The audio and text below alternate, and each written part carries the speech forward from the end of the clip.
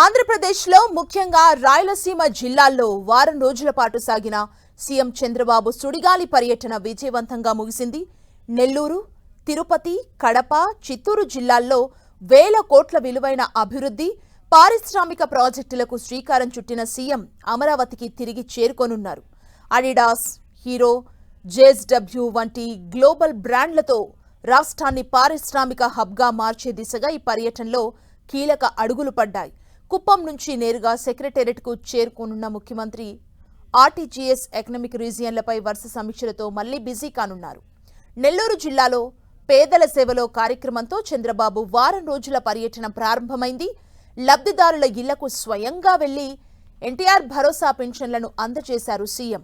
ఇప్పటివరకు కూటమి ప్రభుత్వం రికార్డు స్థాయిలో 68,598 కోట్ల రూపాయల పెన్షన్లను పంపిణీ చేసిందని ప్రకటించారు. జిల్లాలో మెగా ఫర్నిచర్ పార్క్ ఏర్పాటుతో పాటు వెలిగొండ ప్రాజెక్టును పూర్తి చేసి తీరుతామని స్పష్టం చేశారు. పరిశ్రమల స్థాపనే ధ్యేయంగా తిరుపతి జిల్లా సత్యవేడులో హీరో మోటార్స్ సంస్థకు చెందిన గ్లోబల్ పార్ట్స్ సెంటర్ 2.0కి సీఎం శంకుస్థాపన చేశారు. ఇక కేంద్ర ప్రభుత్వ ప్రతిష్టాత్మక పథకం వీబీజీ రామ్జీ మిషన్ కు తిరుపతి జిల్లా రైల్వే కోడూరు నుంచి శ్రీకారం చుట్టారు. కేంద్ర మంత్రి Shivraj Singh Chouhan, CM Chandrababu, deputy CM Pawan Kalyan కలిసి దేశవ్యాప్తంగా ఈ ప్రాజెక్టును లాంఛనంగా ప్రారంభించారు. కేంద్రం నుంచి 7,700 కోట్లు, రాష్ట్రం నుంచి 4,000 కోట్ల వ్యయంతో ఉపాధి హామీ అనుసంధానంగా ఈ పనులు జరగనున్నాయి. డేటా ఆధారిత పాలన, ఆధునిక సాంకేతికతతో రాష్ట్రాన్ని బలమైన ఆర్థిక వ్యవస్థగా మార్చేందుకు తిరుపతిలో ప్రణాళిక శాఖ నిర్వహించిన economic intelligence for governance work షాప్లో సీఎం పాల్గొననున్నారు. కేంద్ర ప్రభుత్వ ప్రధాన ఆర్థిక సలహాదారు వి అనంత నాగేశ్వరన్, నీతి ఆయోగ్ ప్రతినిధులు హాజరై ఈ సదస్సులో స్వర్ణాంధ్ర 2047 లక్ష్య సాధనకు అవసరమైన రోడ్ మ్యాప్పై సుదీర్ఘంగా చర్చించారు. రాయలసీమ ప్రజల దశాబ్దాల కల సాకారమవుతూ కడప జిల్లా సున్నపురాళ్లపల్లిలో జేఎస్డబ్ల్యూ రాయలసీమ స్టీల్ ప్లాంట్ పనులను చంద్రబాబు ప్రారంభించారు. దీంతో పాటు 20,350 కోట్లతో నిర్మించే JSW neo energy solar captive project విజయనగరంలో 531 కోట్ల పారిశ్రామిక పార్కుకు వర్చువల్ గా శంకుస్థాపన చేశారు.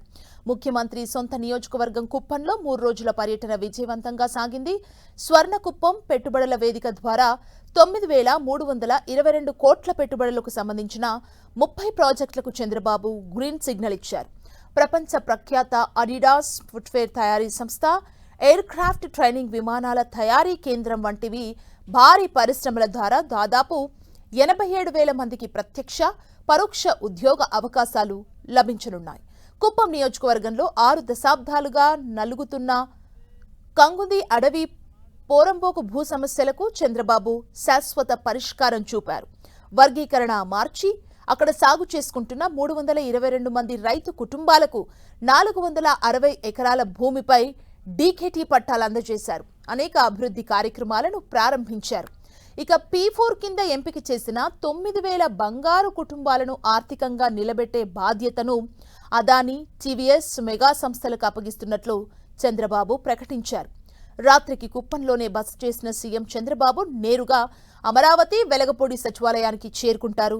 వచ్చిన వెంటనే పరిపాలనాపరమైన సమీక్షల్లో నిమగ్నం కానున్నారు. ఉదయం ఆర్టీజీఎస్ విభాగంపై సమీక్ష నిర్వహించనున్న సీఎం మధ్యాహ్నం విశాఖ, అమరావతి, తిరుపతి 3 రీజియన్ ఎకనామిక్ జోన్ల అభివృద్ధిపై అధికారులతో కీలక సమావేశం జరపనున్నారు.